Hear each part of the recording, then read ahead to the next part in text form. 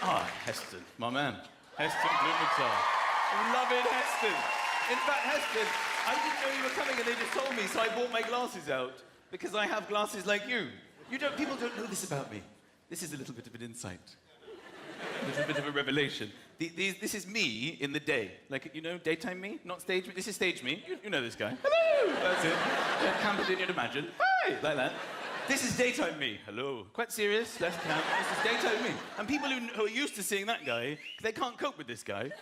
Because they come up to me quite often, almost on a daily basis, and go, oh my God, that's so weird. Oh my God. Oh my God.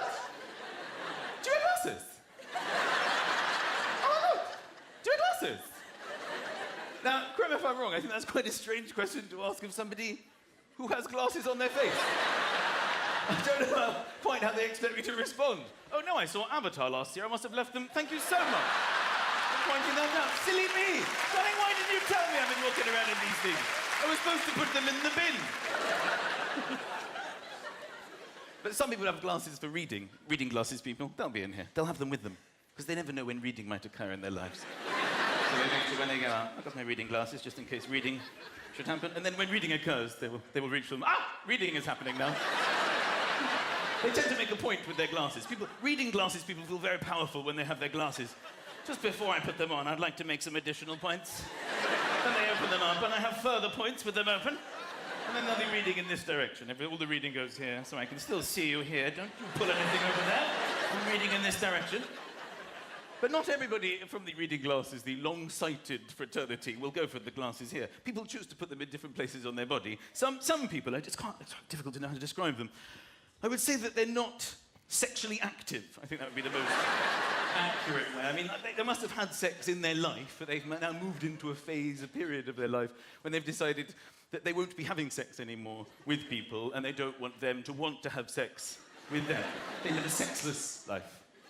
These people will have a string that goes round in it and sort of joins up on the side. And they sort of bounce around on their sexless bodies. In case they need to read, shall I sign the divorce papers? Yes, why not? Okay, then back they go. But without a shadow of a doubt, the coolest, no doubts about this, the coolest reading glasses people in the world are the people who manage to maintain their glasses on their forehead. How cool are these people? How do they even do it? They have magnificent eyebrow control, and they can access it whenever they need to. Would you like to see the wine list? Yes, I will. How cool are these guys? Just so you know, I can read at any moment.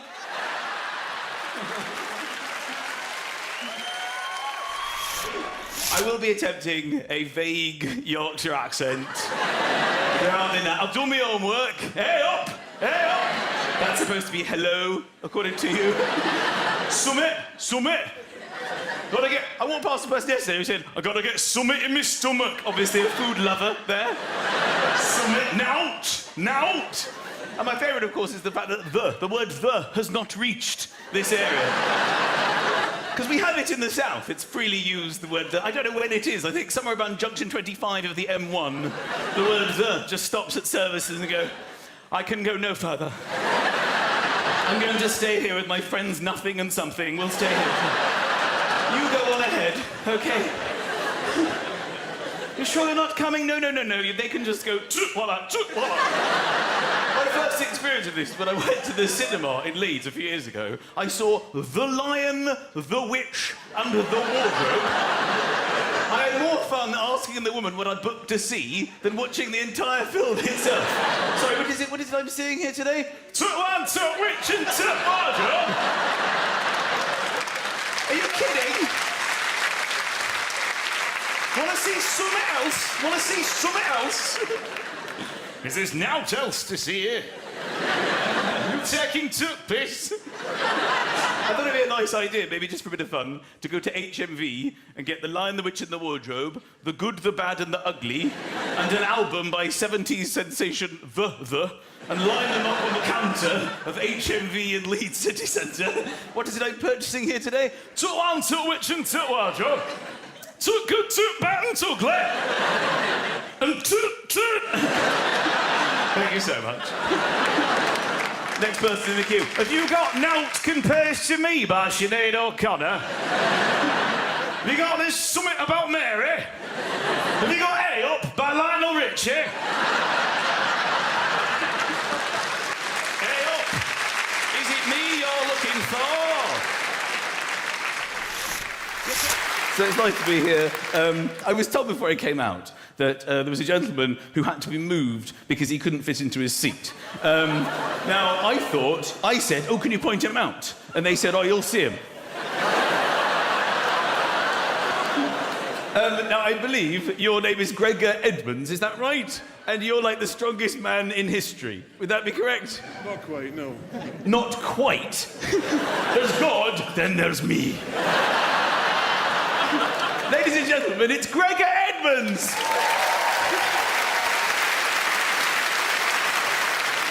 Be honest with me, how many shredded wheat do you eat a day? No, I'm disappointed you're not in your big Highland Games gear, because I would expect you to be permanently in it. I love the kilt. Is anybody actually in a kilt tonight? It's not a special occasion, I understand that. It's not a special occasion, but I do love it. I don't really know how it was invented. I've got a sort of theory on this. I think it's basically been created to be as opposite to English people as possible. I think at some stage during history, Scottish people got together and said, all right, today we're going to design the Scot, all right? Now, the theory on this is we're going to have him as opposite to English people as is humanly possible. Right, now, I've been down there, it's not pretty, They're wearing trousers. So we're going to open with a skirt. Modelling it here is Scott. You all right, Scott? I'm all right. But you've got me in a skirt. I'm not happy about that yet. You've got to hear me out, all right? They have plain black trousers down there, all right? So we're going to go with the multicoloured skirt. In fact, every family a different colour. You all right? I'm prepared to listen. Fine. They've got little black socks. We're going to go with the long white hockey sock. How are you feeling? I'm feeling peculiar, if I'm honest with you. Now, unfortunately, I've been down there and they're all in underpants. So, according to the rules, there can be no pants, Scott. Are you out of your bloody mind, eh?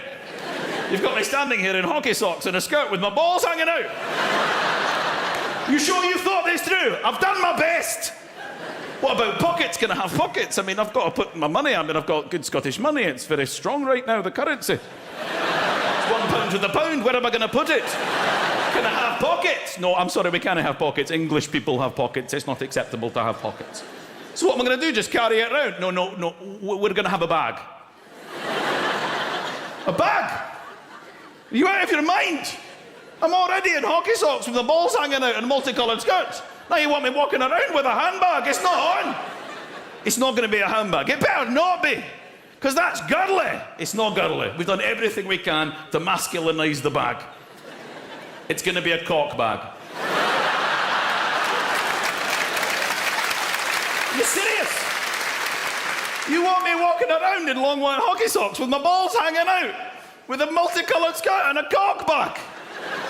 It's still girly. It's still girly to have a bag. I don't care. We've done our absolute utmost to address the situation, and it's going to be hairy. It's a hairy cock bag. You all right with that? I suppose I'm all right with that, but what if people take the piss? I've thought of that too. You're going to have a knife in your sock, all right?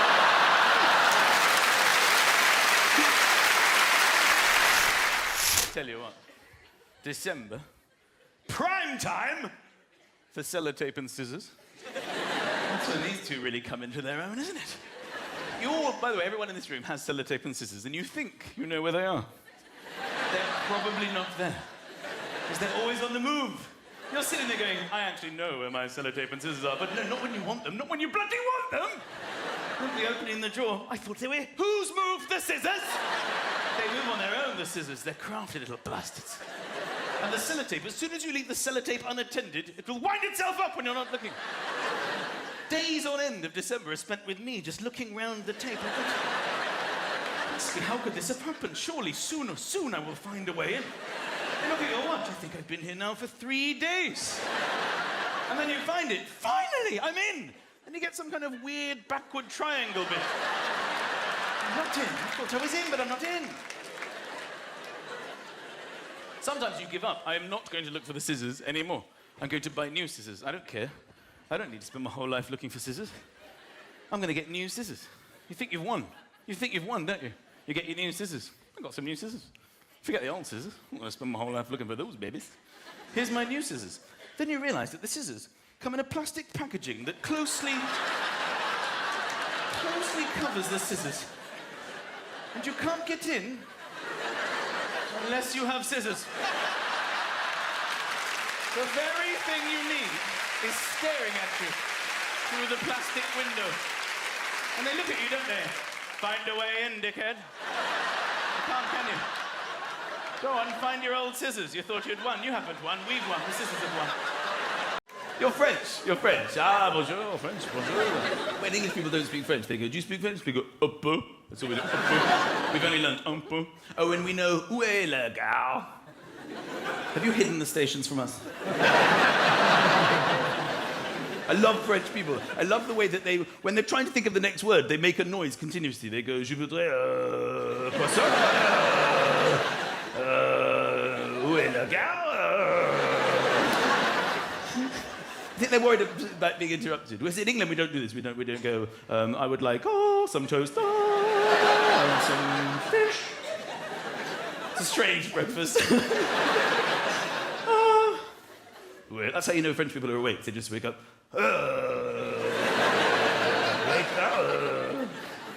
Sometimes they'll be hoovering, and the hoover is not plugged in, but they don't know for hours.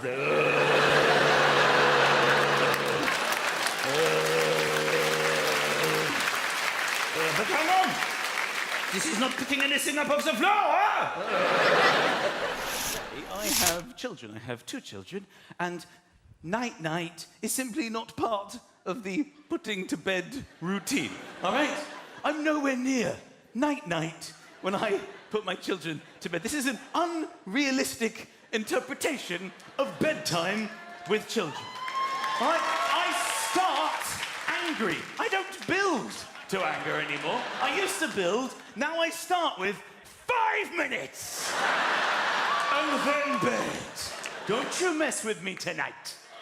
5 minutes. I'll be back here in 5 minutes on the dot. Then you're going to bed. That's just getting them into bed. Then it just carries on. Go to sleep. Don't you mess with... Close your... You have to remind them how it works. Close your eyes and go to sleep. I have no idea how exhausted I am and your mother is because of this. Go to sleep. You selfish little shit. Close your eyes and go to sleep. Enough is enough. Do you know that your mother and I haven't had sex in weeks because of this? Do you know that sometimes she says to me in the afternoon, oh, maybe tonight, Michael, you'll get lucky when the kids are asleep. You're never asleep! Go to sleep! Night-night. That's pretty much how it goes. Don't get me wrong. Night-night is part of it. It's just when they're already asleep. You never love your children more than when they're unconscious but still breathing. It's a lovely moment. Look at my little man. Oh, night-night, darling. Daddy's little soldier. Oh, Daddy loves you. Darling, look what we did. Oh, look what we made. Oh, isn't he lovely? Night-night. I'm still awake! Get us! This is how you raise children. It's basically, if you have children, you'll know this. If you have been a child, I'm sure you can remember. It's threats. Threats of death is the only way you can get children to do things. Put your coat on. I don't want to put my coat on. If you don't put your coat on, you'll get pneumonia and die. Sorry, Daddy. Hold Daddy's hand. I don't want to hold your hand. If you don't hold my hand, a car will hit you and you will die. Brush your teeth. I don't want to brush my teeth. If you don't brush your teeth, they'll rot and fall out. You won't be able to eat, and you will die. Go to bed. I don't want to go to bed. If you don't go to bed, I will personally kill you. I've got a plan and an alibi.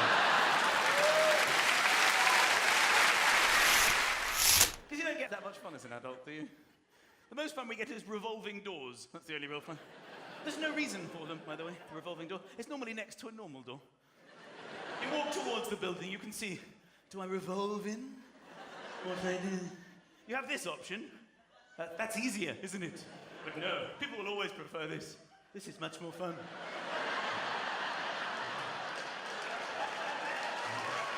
That's the life, isn't it?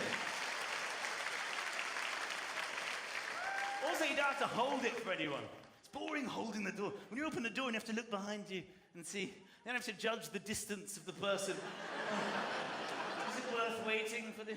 Sometimes you just look at them and go, sorry,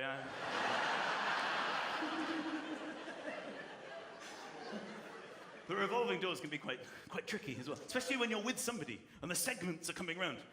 And you have a split second. They go in the segment and they look to you like, are you coming in my segment? You're like, I don't know. All right, I'm in your segment with you. It's a bit cramped. I should have taken my own segment. Or they'll take a segment. You go, I'll take my own segment. You go and you're fine, I'm fine. I'm in my own segment. Then some complete stranger, get out of my segment!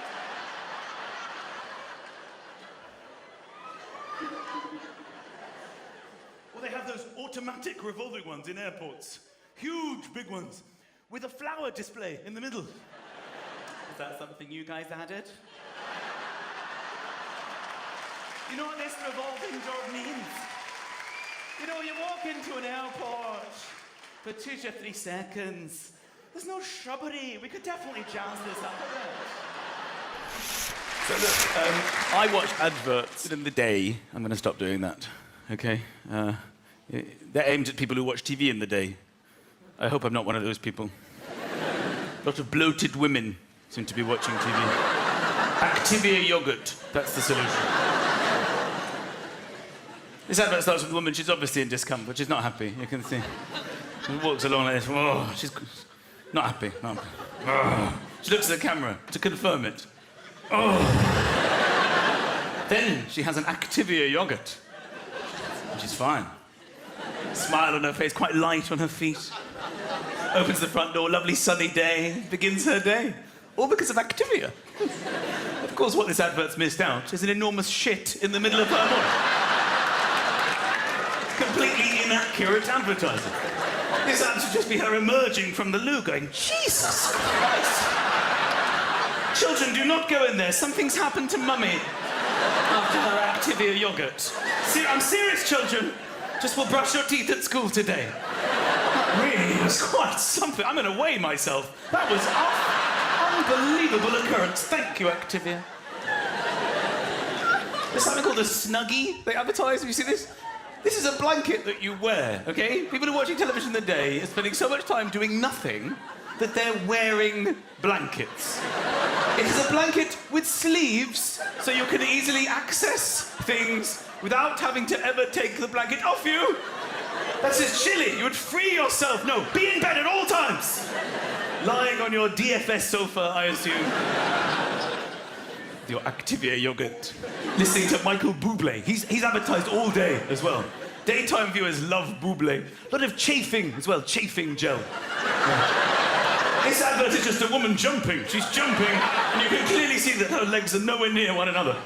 Because chafing is basically, I think it's when your legs rub against each other. Yeah? I think the advice is probably, if you lose weight, your legs will separate and work as independent things from one another. No. This is not the advice. The advice is to lubricate the area so they can slide against each other as you walk in your Snuggie to the fridge to get your Activia yogurt and then return to your DFS sofa and continue listening to Michael Bublé. Tenor lady as well. I didn't know what it was. I had to Google it. Women are pissing in their pants. Is it a condition? Is it voluntary?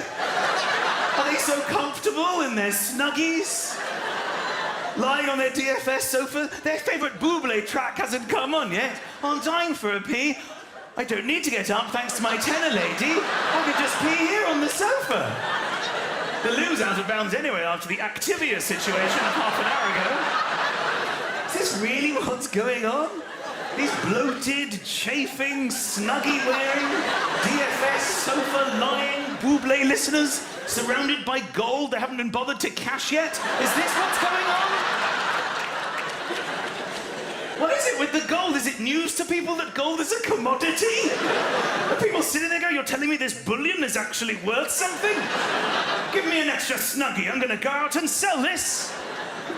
Please don't think I'm being unnecessarily rude here. These people are only there because they've had an accident at work. That's what's led them to this unfortunate situation. I quite like the accident at work one.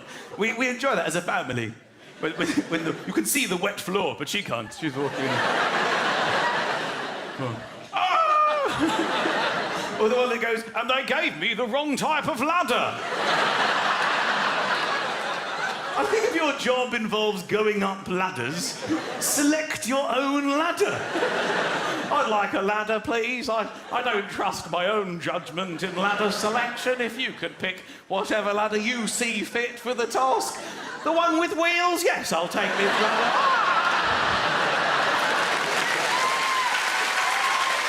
And I understand that, you booked online. Did you all book online? That's what you do now, because that's the modern world. It's not easy to book online. It's supposed to be easy. Easier than the past when you'd be on the phone or queuing in person.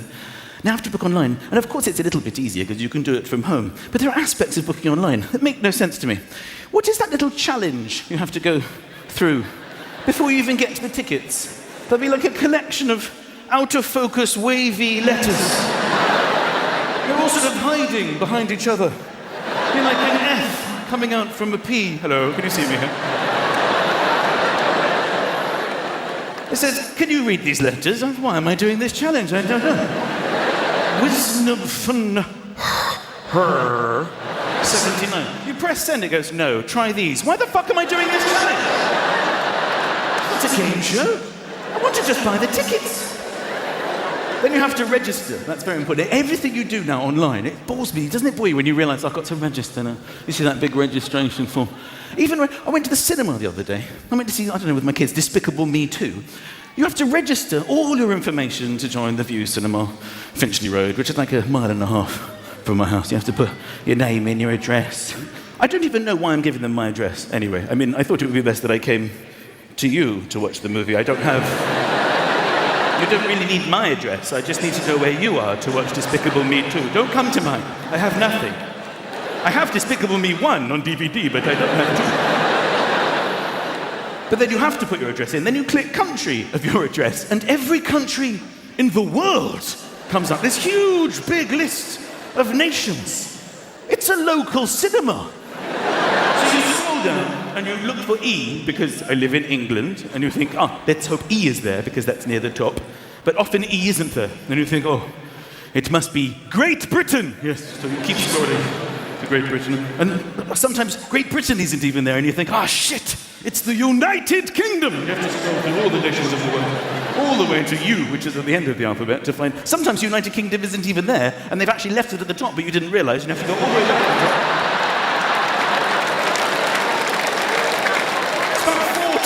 You've got repetitive strain syndrome. Just to tell them which country you're in. I'm obviously in England, in London. It's a cinema 1.5 miles from my house. Who the fuck is coming from Uzbekistan, for example? Angola is the first one on the list. And there are people in Angola going, I'm so sick of my local multiplex. Today, we should fly 8 hours to North London to watch Despicable Me 2. And then we will fly home immediately. Then they want your email address. That's very important, isn't it? You put your email address. Can you confirm your email address?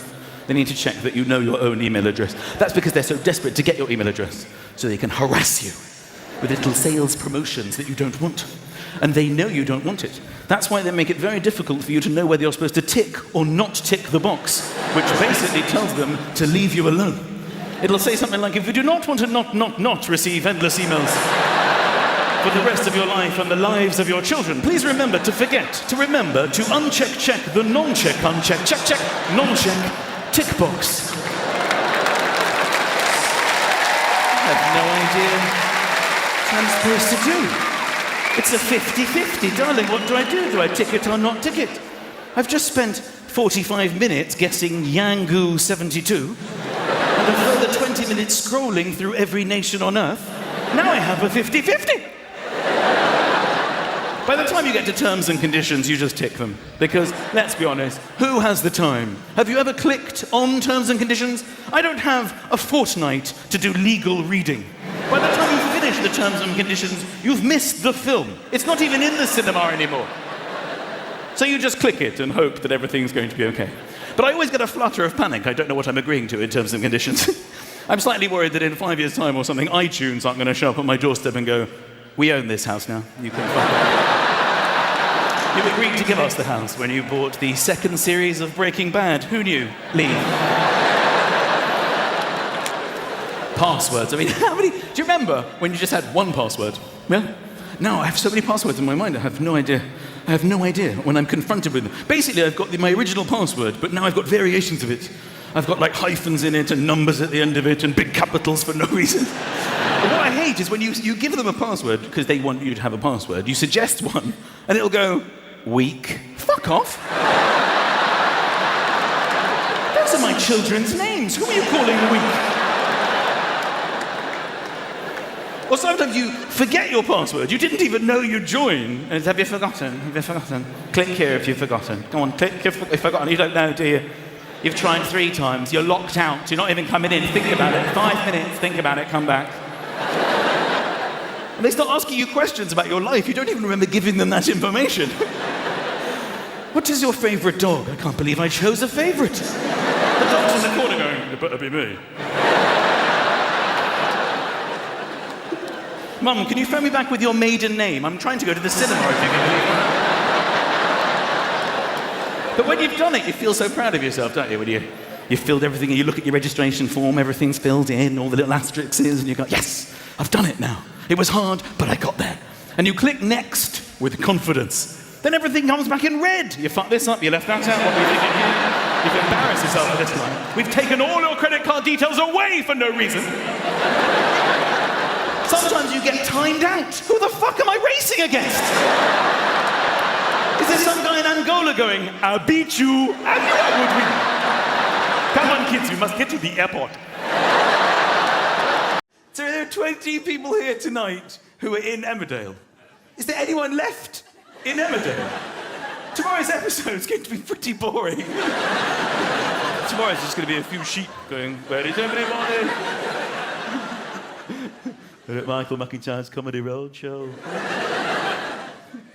I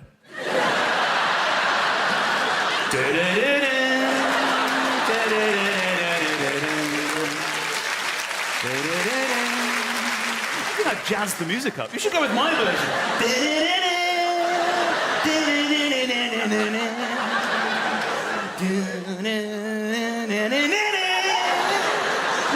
You should have somebody dancing. The fields are so boring.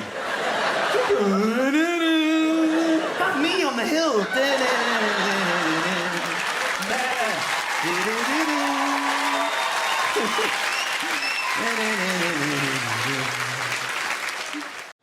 You wake up in the morning, first words of the day, you have to review the night's sleep. Very important. To catch up on what you've missed.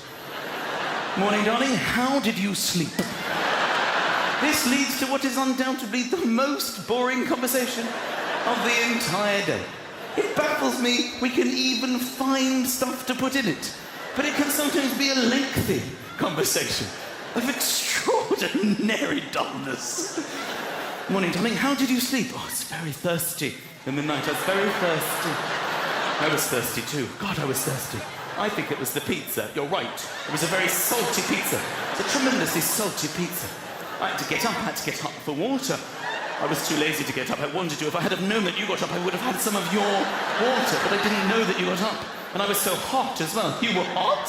I was quite chilly. I was actually quite chilly. Oh, I was really hot. I was so hot, I had to sleep with one leg out of the covers like that. I saw you when I went to get water. I saw you with one leg out of the covers, and I remember thinking, he can't be hot. Can you really be hot? Yes, I was very hot. And I couldn't get to sleep for hours. Well, you shouldn't have had that fucking coffee. I told you not to have the coffee when we were in the restaurant. That's stupid. I just thought it was the right thing to do. I went along with it. There'll be dreams to update as well. She'll say, I had this really weird dream. And then she goes on to tell me about it. I can't help you with that. I had this really weird dream. We're in this house. Yeah. We're in this house, yeah.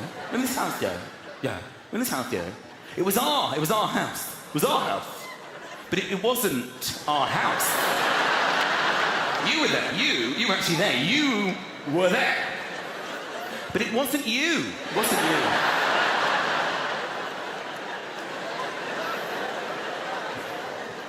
Nightmares happen on occasion. I think for all people in relationships, every once in a while you have this terrible dream. You have a dream that your partner has cheated on you. They have betrayed you in your sleep. It's a horrible nightmare of deceit. And you are filled with hate. And you wake up in the morning and you're so relieved. It was just a dream. That didn't really happen. But the hate is still strong within you. I look over at her and I can see she's just sleeping there soundly. She's done nothing. Done nothing to hurt me, just been sleeping sweetly by my side. Nothing to hurt me at all. But I'm staring at her.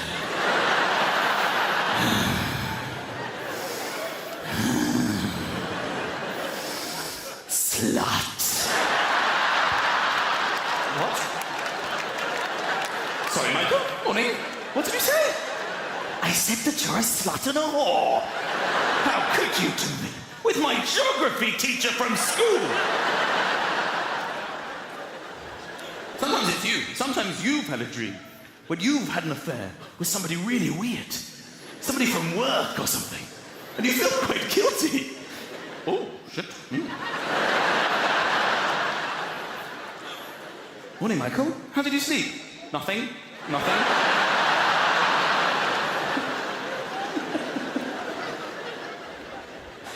Breath is an issue in the morning as well. Breath.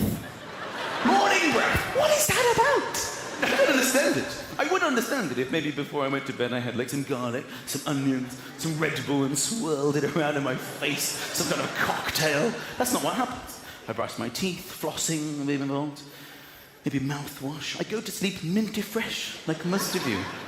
7, 8 hours later, she's like, morning, Michael. Morning, darling. Holy shit.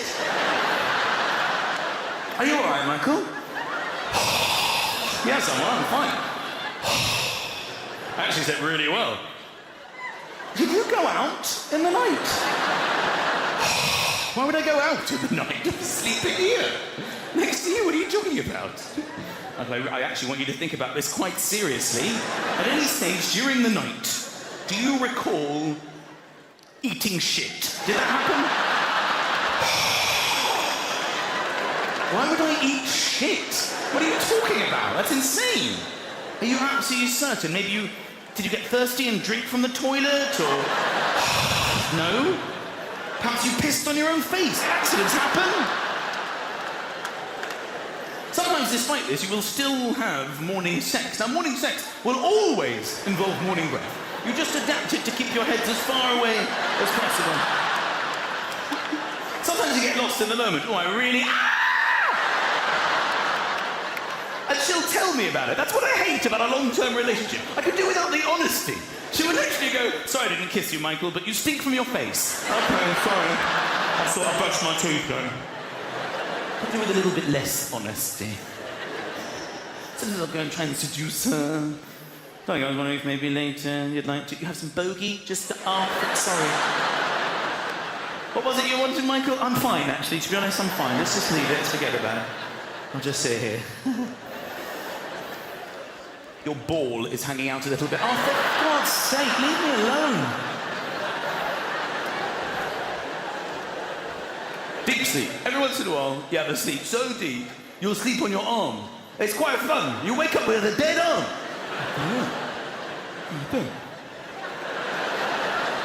It's quite heavy as well. A heavy dead arm. Darling, my arm is dead. It's dead arm.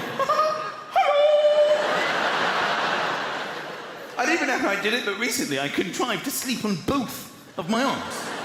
And they were both dead. I woke up by the phone ringing, so... I'll get it. Shit. My arms are completely dead. I can't get the phone. Shit. Can you just get the phone for me, darling, and hold it to my face? How lazy I am. I'm dead. I can't do anything. Because I'm away a lot, she says to me, I hate it when you're not here, Michael, because I feel safe when you're here. I'm like, I don't. I might look like Mr. Miyagi. I don't have the moves, darling. Because that is man's biggest fear, isn't it? You'll be sleeping soundly at night and she'll be like, Michael, wake up!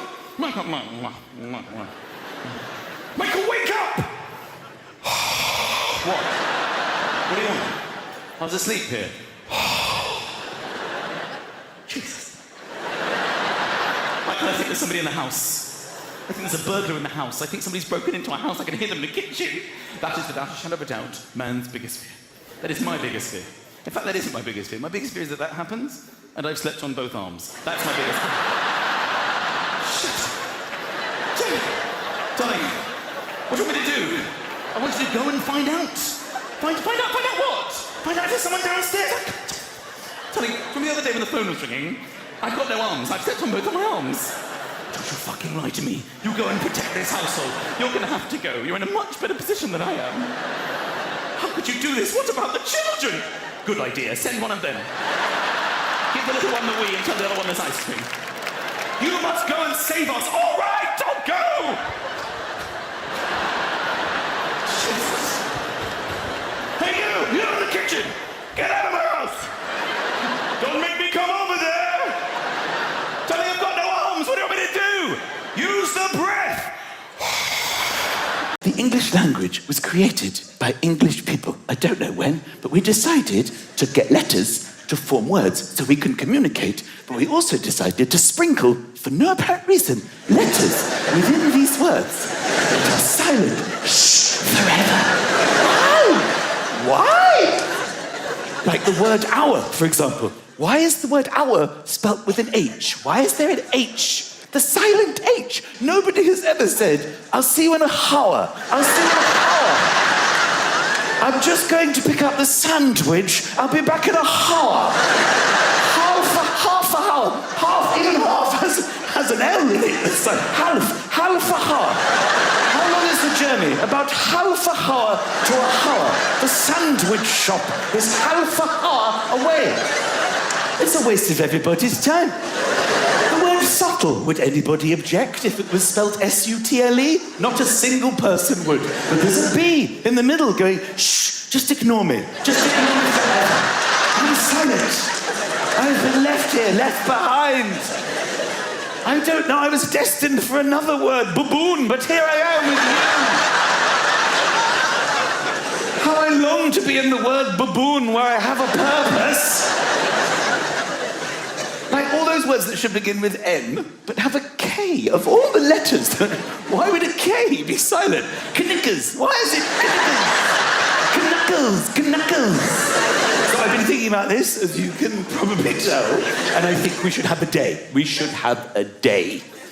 Silent letter day. Where they all come out to play. It would be on a Wednesday. A Wednesday. Sometime in the autumn. In the autumn. Could be in February. I haven't done this for a while. Could be in February or the autumn. And we will spend the day together, families together, talking, and walking. We'll go for walks. And climbing.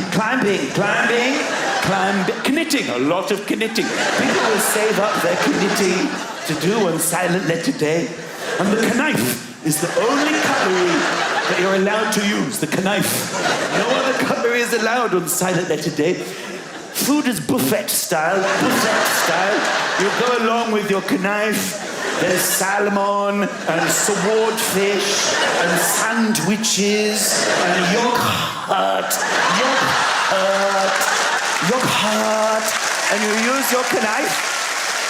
All the flavors are very subtle flavors.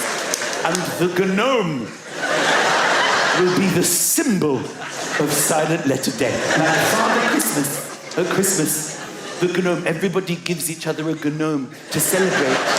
Happy Silent Letter Day, I got you a gnome. I've kept it hidden in the cupboard for months. I wrapped it up. Do you like it? I wrapped it up. I cut the wrapping paper with skizzers. I use skizzers to cut the wrapping paper. I'm so sorry, I forgot. I didn't realise. Is it really silent acetate? Is it honestly silent acetate? You mean honestly? Yes, it is honestly. You should have known. You'll never listen. I'm not giving you a gnome. I'm sorry. I'm taking it back to the shop. I've kept the receipt. And at the end of the day,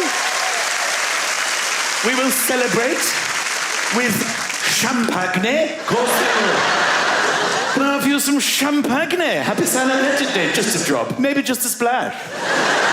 Oh, there's a knock at the door. Who would that be? Oh, it's Chloe and Isla. Sorry, Chloe and Isla. My old friends from school. Fascinating. Grab a knife. Help yourself to lasagna. There's some lasagna. And at the end of the day, when we are knackered, we go to sleep at... So I've been here all week, which is quite exciting. But the thing that really annoys me, playing on these massive screens, is that I can't see what you see. I have no idea what I actually look like.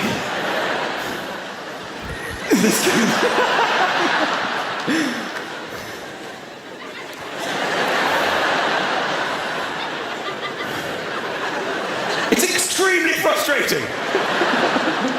That's the back of my head, incidentally. That's what I look like from the back. It's very rare that you ever see what you look like from the back. You only ever see the back of your head at the end of a haircut. That's the only time most people see the back of their head. And let's be honest, we genuinely don't give a shit. People care greatly what they look like from the front. From the back, not interested, especially men. It's a very awkward moment for a man at the end of a haircut when we're presented with the back of our head. And they look at you for approval. Do you like the work I've done back here? I think in the history of hairdressing, no man has ever reacted in this moment in any other way other than, yeah. Do people go, I love it, I'm leaving backwards, I'm spending the rest of my life in reverse.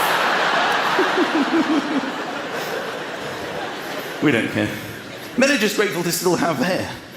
We're just grateful, we don't care what haircut. We go for a haircut, they ask you questions before even the hair wash. So what are we doing today? Some kind of consultation? We have nothing to say at this moment. Haircut, that's what I want, haircut. I want to leave here with less hair than when I entered in the building. I like people who go bald, but a little bit stays in the middle. They have like a little island of hair that breaks away from the mainland. And they keep the island. They must think, shall I keep the island? I'll keep the island. Maybe they can build a little walkway to the mainland. I saw one bloke with this, and it was in the shape of an arrow. He had a pretty decent arrow on the top of his head. And I wondered when people ask him directions, does he tell them or just go... Of course, it's a very different story for women. Hairdressing, layers and colours and tints. My wife holds all these lotions and potions. The amount of creaming she does. Hours. She comes out of the shower. We're still 2 or 3 hours from getting into the bed. There's creaming, different creams. Creaming myself, and I can be with you in about 45 minutes when it's creaming my entire body. Sliding across. She said to me the other day, she said, can you get me this cream? It's a miracle must-have cream, and it's in all the shops. Really expensive. I said, what's it for? You got all the creams in the world.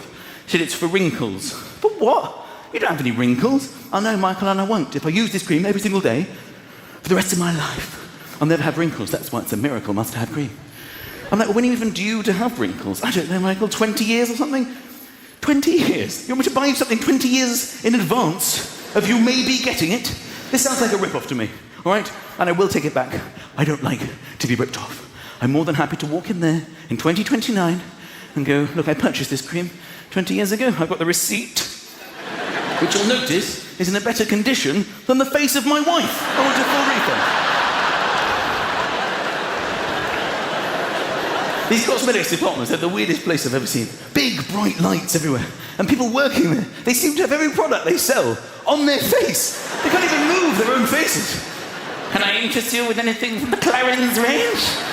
It's all over my face. Just pick what you want from the face.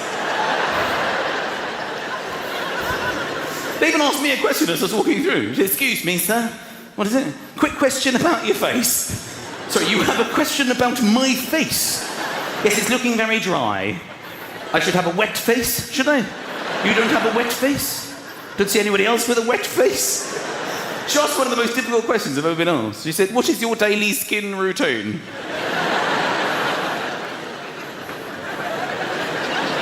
Every day I have skin. What exactly are you getting at?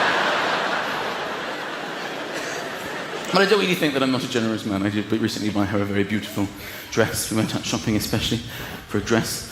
Shopping for clothing can be quite tense with any women, I think, because she is the same size, but in different shops. She's different sizes, depending on how they interpret a different size.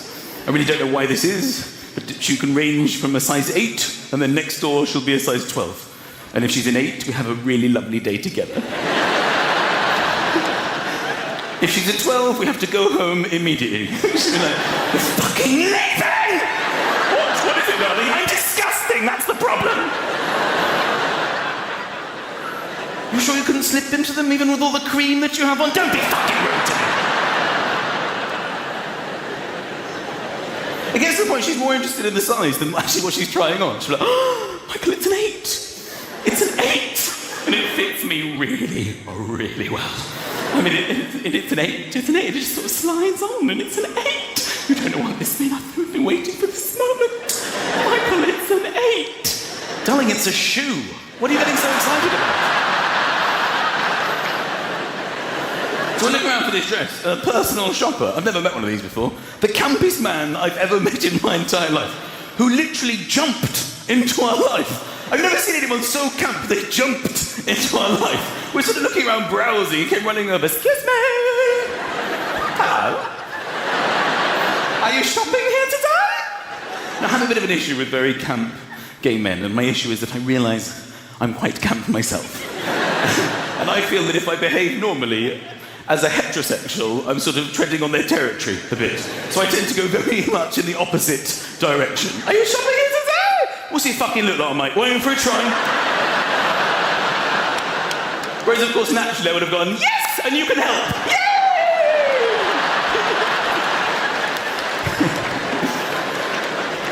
So he takes us into this room, right? Starts showing us all these dresses. You know, my wife's loving them. Yeah, it's very exciting, all these designer dresses. I knew it was too expensive. I knew there was problems here. When he gave me champagne as well. You have a glass of champagne and just sit there and let us girls sort it out. Okay. So finally she finds this one, she loves it. The guy's practically in tears. You're so beautiful, I've never seen anything so beautiful in my life. My wife's like, can we afford it, Michael? No, we can't afford it. I knew this was going to happen. Nobody can afford this dress. It's a joke. People shouldn't spend this kind of money on something you can't drive, okay? It's not natural. But I could see how happy she was with it, and I could see the disappointment in her eyes. And quite frankly, I sensed an opportunity. So I said, look, I can see how beautiful you look in this, and I know that, you know, we've come here for a reason, and I want to make you happy, and you know how much I love you, and it's a special occasion. I was thinking mainly about the blowjob, and I think that you deserve it. You know what it's like, after 10 years in a relationship, blowjobs work on a sort of reward structure. There's no spontaneity left in the relationship. If I do a series of good things, she will make an announcement. Somebody might be getting a blowjob later. I even noticed over the years, I seem to be getting blowjobs on my birthday, which led to me on my last birthday actually saying the words, darling, will I be getting a birthday blowjob today? Then you enter into serious negotiating. Yes, Michael, you will. Would you like a quick one now or a long one later? I've got a lot to do in the kitchen. Ah, how romantic. Let me consider those options. I'm going to go for a quick one now in case one of us dies at lunch. How about that? So I said to her, look, come on, let's just get this dress before I change my mind. Let's get it in go. And she says, I need a clutch. You need a what? I need a clutch. Sorry, there's something wrong with the car? You're telling me this now? No, Michael, it's called a clutch bag. It goes with the dress. It's like an outfit. Have you not seen them? Do you not know anything about fashion? So, no, I don't. What is it? It's just a little bag, and it's your essentials. Lipstick, keys, phone, that kind of thing. You just clutch it like that. And it matches the dress. Oh, all right, how much is that? £500. £500 for a little bag, for your lipstick and your keys and your phone. I said for £500 I could hire a human being to walk alongside you, holding your lipstick and your keys and your phone.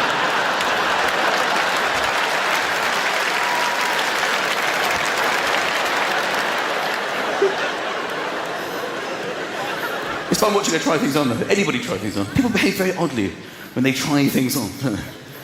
They put dresses on and trousers. You walk in a way you'll never actually walk once you purchase the trousers.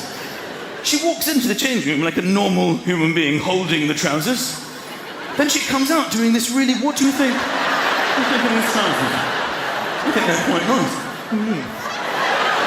What are you doing? I'm seeing if they fit, but you don't need to be doing that in trousers. Men do the same thing. When I put a suit on, there's this whole suit thing that you do. Oh. What do you think of this suit? I think it's pretty good. No one's ever done this when they own the suit. But when they're trying it on, there's a huge preparation for acting like a complete freak in a suit. You wouldn't go to a business meeting going, hello, my name's Ian. Got a new suit and trousers. The main one is his shoes. When you try shoes on, you will go for a walk in the shoe shop. But it's not a walk you'll ever do anywhere else outside of the shoe shop. It's a shoe shop walk. You walk around in this sort of... I like these shoes. I don't think they'll rub. I'm just going to bang it for a bit. I think they're quite comfortable. They'll be perfect for my Elvis impersonation. I like them. Let me just push them with my thumb for no reason at all.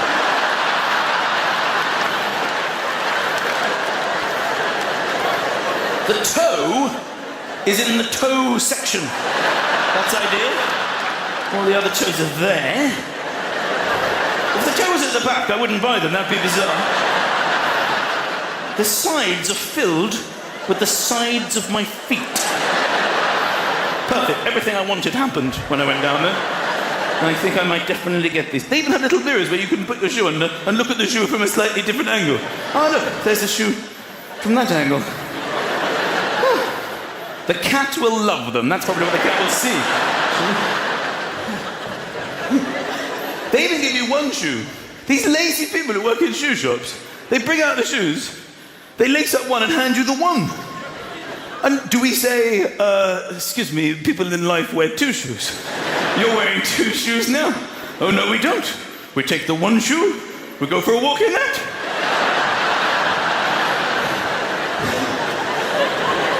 This is good. I love this shoe. Give me two of these. Why would you walk around the shoe shop in one shoe? There's no moment in your life that we would ever be recreating this moment. Wallet, keys, phone. I'm late. One shoe. I've got to go to a meeting. It's not just clothes that you try. Everything. You buy a sofa, you start bouncing on it and rubbing the fabric. Now, you nobody sits like this at home. People don't come round to your house. Do take a seat. They're 10 and 7 now, so they're growing up.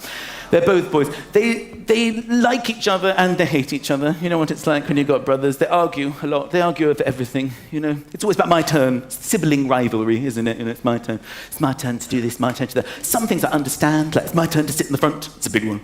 It's my turn to sit in the front. He sat in the front last time. It's my turn to sit in the front. I can't keep track of it. Why don't you just sit on the way and you on the way home? Nobody did it last time. It's my turn to sit in the front.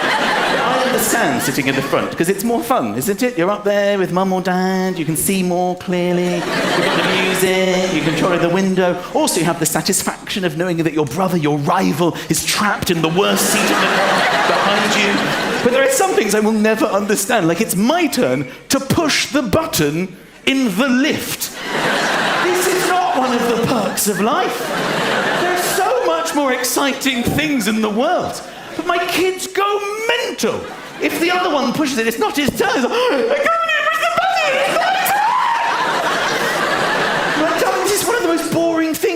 pushing up and watching it get illuminated. Just let your brother do it. It's very boring. And they do this arguing, they get so upset that they don't want to stop talking because they know their brother's going to chip in.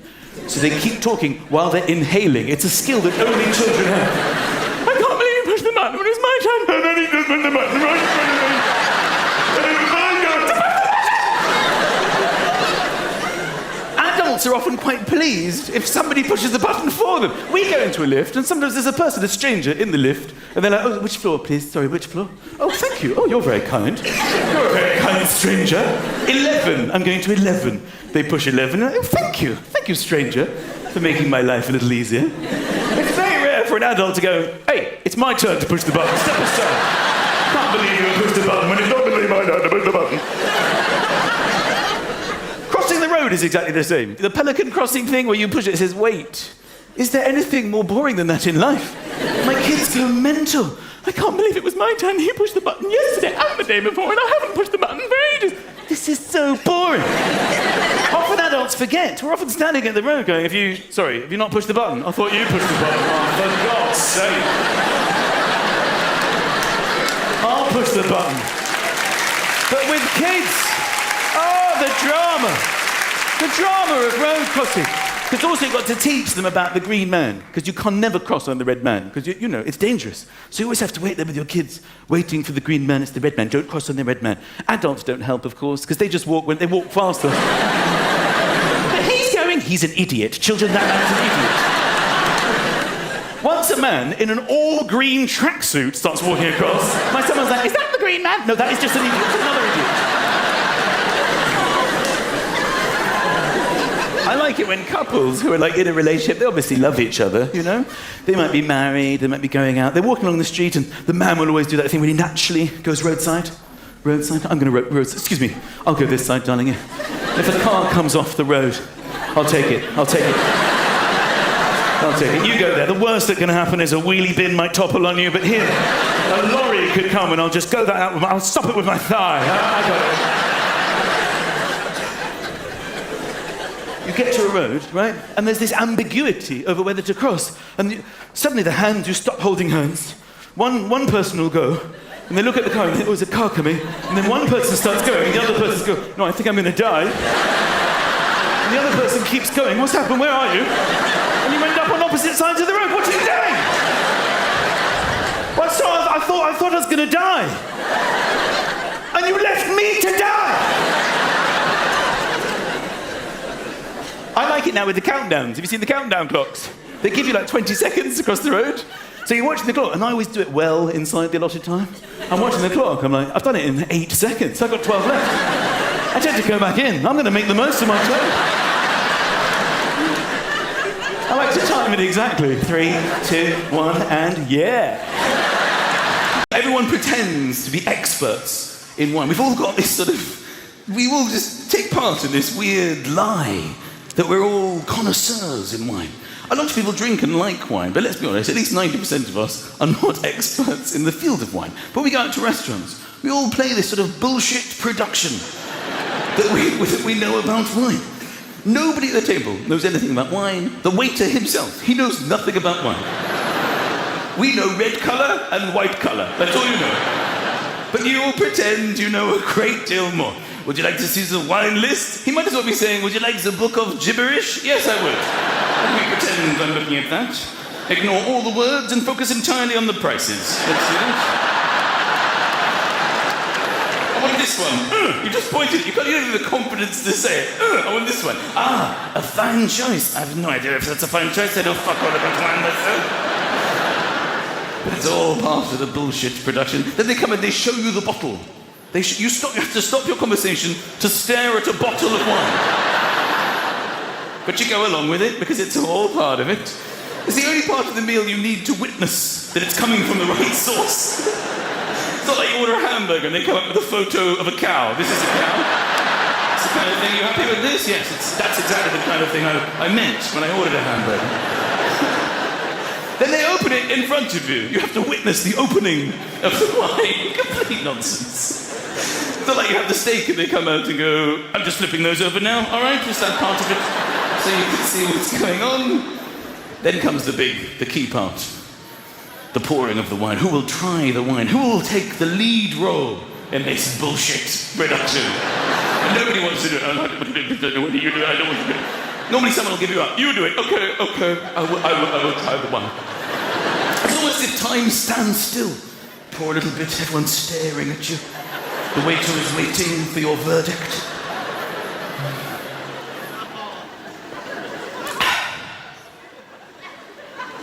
Yes.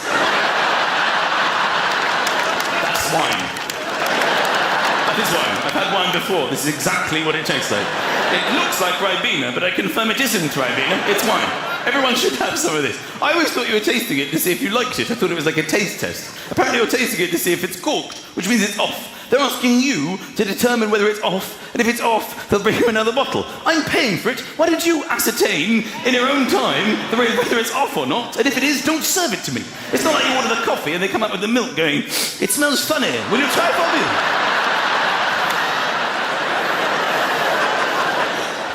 Cheesy! But you go along with it because it's restaurants. You just go along with things in restaurants. Because you think it's the way you have to behave in restaurants. You sit in this most expensive restaurant, would you like some bread for the table, some water for the table? The table's having a better night than I am at this stage. I mean, who actually wants bread and water before your meal? I could get this at an orphanage. I'm paying a lot of money to be here. But you go along with it because you're in a restaurant. You order your main course, would you like some side orders? No, just give me food on a plate. I don't need satellites of food surrounding my food. Is it to make you feel like you're eating less? Yes, I would like some side orders. In fact, I'd like some potato dauphinoise behind me. Put them behind me. I want carrots in a drawer under the table. Cream of spinach behind the cistern and the loo. No one will ever know. Just go along with it because you're in a restaurant. Coffee as well, at the end of a meal. Even at dinner. 11:30 at night. You're about to go to bed. Can I get anyone a coffee? If my wife said to me at home at 11:30 at night after dinner, do you want a coffee? I'd go, have you lost your fucking mind? Why would I want a coffee? You're talking about the drink that we get ourselves out of bed in the morning with? The high caffeine drink to get you going in the day? You want to have that now before bed? Is this some kind of an experiment, you nutter? In a restaurant? Yes, I think I'll have a latte. What would you like? An espresso for me, just an espresso. 2 o'clock in the morning. I can't sleep. Can you sleep? Of course I can't sleep. I had a fucking espresso and coffee cake. I might just go to work now and wait there. But it's Friday. I don't care.